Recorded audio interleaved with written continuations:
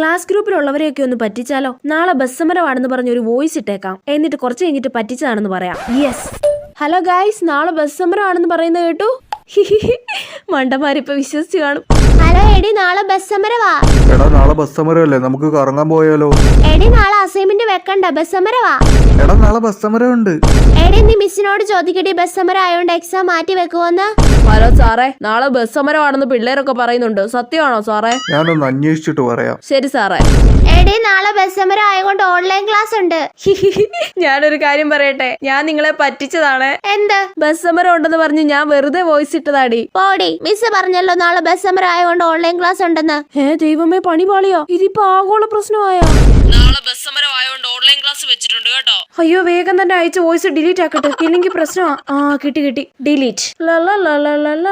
ഓ, നാളെ ബസ് സമരമാണല്ലേ.